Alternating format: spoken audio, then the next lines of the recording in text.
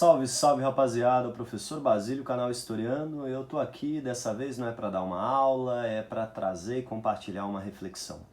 Eu tenho visto ao longo das semanas várias lideranças religiosas do campo evangélico utilizando o púlpito, ou seja, utilizando um lugar sagrado para aquelas denominações, para fazer proselitismo partidário. Vários pastores têm utilizado o púlpito para criar um discurso de luta do bem contra o mal, associando determinadas pessoas e determinados candidatos ao bem e todo o resto ao mal. Isso tem me chocado enquanto cidadão, mas isso tem me entristecido profundamente. E até para explicar, eu evito fazer isso, na verdade eu nunca fiz isso em nenhum vídeo, mas eu queria contar de que lugar é que eu trago isso, de que lugar que eu compartilho esse entristecimento.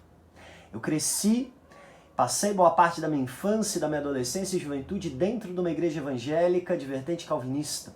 Então, portanto, para mim não é apenas indignação enquanto cidadão a ver a utilização desses espaços para uma manipulação política, mas, sobretudo, um profundo entristecimento. É muito engraçado, na verdade não é engraçado, é muito triste, porque essa narrativa de uma verdadeira guerra em que os cristãos deveriam defender os seus valores, eu fico me perguntando, quem é que encarnaria esses valores de uma família? Uma pessoa com 3 esposas, com uma família absolutamente desestruturada, com histórico de conflitos familiares, esses são os valores de uma família cristã? Eu fico perguntando, os valores de uma família, os valores cristãos, significa não comprar vacina? Significa satirizar pessoas que estavam morrendo? Significa tratar com completo desprezo a vida, ápice da criação divina? Eu fico muito chocado porque eu respeito e eu acho que é absolutamente legítimo que as pessoas possam ter as suas visões sobre família. E é importante que isso seja respeitado. Mas eu fico perguntando, quem é que esses pastores estão apontando como modelo? E eu fico me perguntando, ao apontar determinadas pessoas falíveis como um modelo, como um exemplo, como uma encarnação dos princípios cristãos, será que estão alinhadas ao princípio de Cristo? Ou será que estão cometendo uma idolatria? Será que estão idolatrando pessoas? Eu fico pensando, quando falam que deve se aproximar de determinado grupo político porque lá não tem corrupção. Como se as pessoas não enxergassem diariamente escândalos de corrupção, alguns deles promovidos por agentes, por pastores. Como se a corrupção não fosse um problema secular de diferentes partidos e diferentes pessoas. Como se houvesse de fato alguém íntegro e puro nesse sistema político brasileiro. Eu fico pensando se essas lideranças evangélicas, se elas caem nesse discurso apenas por repetir-se o nome de Deus em vão, cometendo um pecado. É preciso lembrar, até o diabo sabe de cor as Sagradas Escrituras.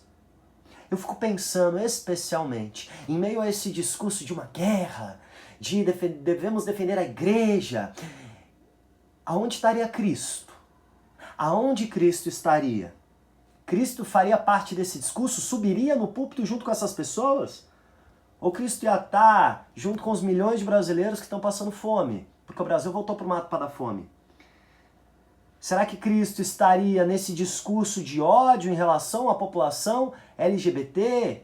Ou será que ele estaria junto com as transexuais que são agredidas e mortas diariamente? Vamos lembrar o Evangelho. Cristo estava do lado da mulher samaritana. Cristo falou para aqueles que queriam apedrejar a mulher adúltera que jogasse a primeira pedra aquele que não tem pecado. Cadê o discurso de Cristo dentro dessas igrejas que só falam de ódio e só falam de guerra e de defender uma visão conservadora? E tudo bem, é fundamental, ilícito e legítimo que as pessoas possam ter a família que desejam. Mas esse discurso para encampar uma série de coisas abomináveis, eu me pergunto se esse é o desejo de Cristo. Eu me pergunto se Cristo não estaria com as mulheres que sofrem violência dia após dia.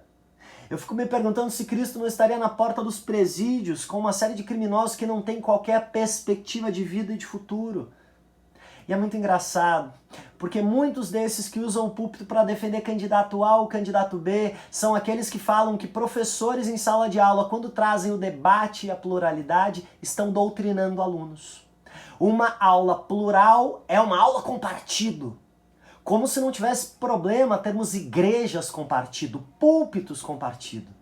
Isso eu acho muito complicado, porque o cidadão, o pastor ou qualquer fiel é um cidadão e tem direito de manifestar a sua opinião.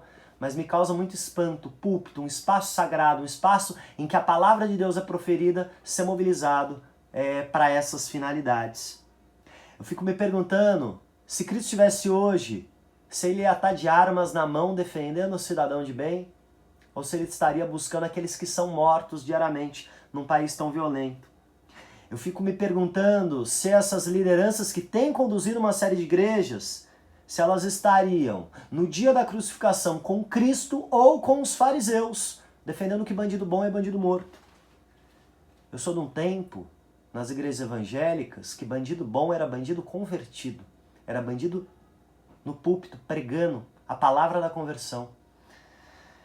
É muito engraçado como que pastores fazem uma série de malabarismos. Buscam versículos do Velho Testamento, buscam determinadas cartas do apóstolo Paulo, mas a coisa que menos se fala é sobre o Evangelho.